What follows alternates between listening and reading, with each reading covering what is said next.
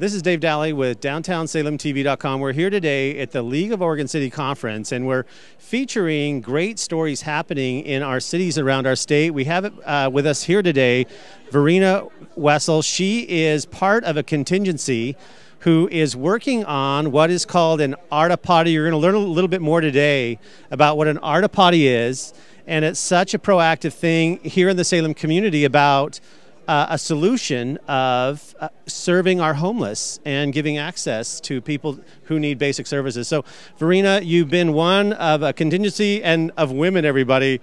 I just want to compliment you. Your sisterhood is a thing of beauty, of camaraderie, and it's honored, it's appreciated. I know we've gotten calls around the world about how we're doing this in downtown Salem. So share with our audiences, what are the Arta potties and how did they come to be? Arta potties are a response to, well, let's start at the beginning. I mean, we all know that there's a pretty large homeless population in the Salem area, and it's been growing over the years. So we do a point-in-time count every year, but it's not accurate. There's no benefit to folks coming out to be counted. Well, the primary services are located downtown, and so people who are in need of services come downtown. Well, what happens is that we have parks, we have areas that are for people's recreation, but they're not intended to support homeless populations. So let's say you live on the streets, you get up in the morning, what's the first thing you and I both do? Yeah. But if you have nowhere to go, now it starts affecting the health and hygiene of our downtown area. Yeah.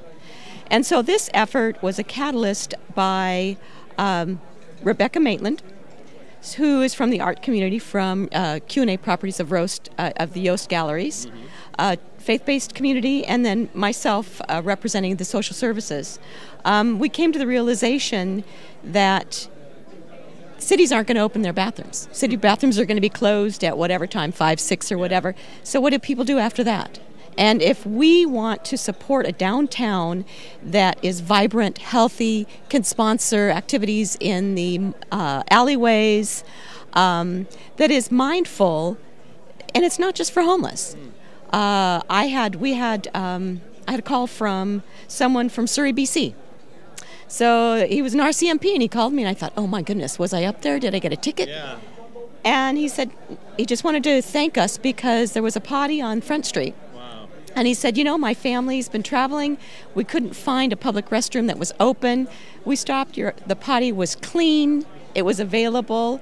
And we didn't have to go out of our way to find one. Wow. So it really adds to, it's not just for homeless people. It's for anyone who finds themselves in that situation on the way to the bus station. You got little kids in tow. You need to go to the bathroom, and they're not well located. So the idea was that we have a downtown core of approximately 7 blocks. It's historic. We're really trying to encourage commerce and activity. We thought, hey, do something fun. We decorate the potties consistent with the theme around the downtown area. Yeah.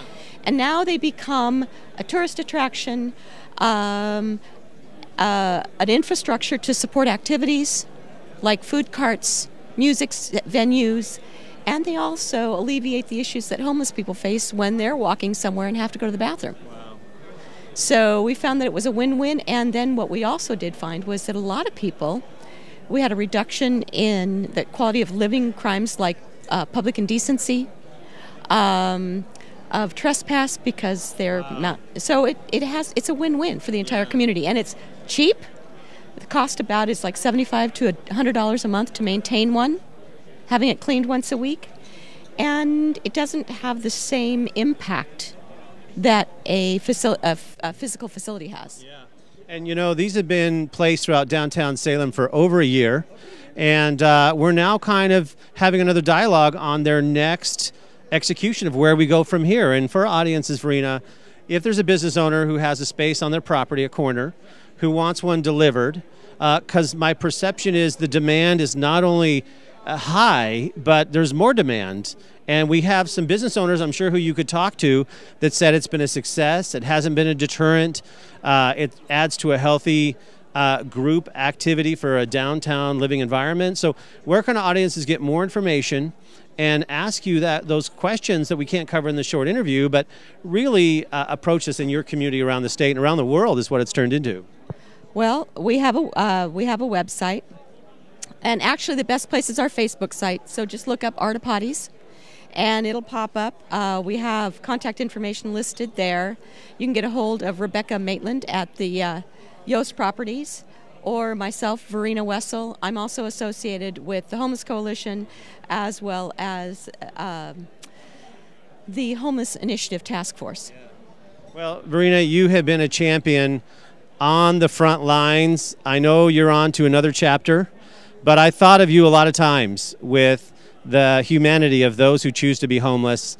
It's really difficult to know where they're coming from, and it's something I know that you'll be around in the future. I know all cities across our state are working on ways to tackle it, but this is such a great point that it's one thing in the right direction that builds momentum. And I just want to thank you for that. Downtown Salem is a leader in our state for taking initiative, and thanks to our city who is around this table as well. And there's more discussions taking place, so follow this. Please share this video if you know of a city who's struggling with cleanliness in their downtown districts. And Verena and Rebecca, God love these wonderful women who champion this for the humanity. Thank you very much for talking with us. And I'll put the URL on screen for the contact information, and I'm Dave Daly for DowntownSalemTV.com. Thank you.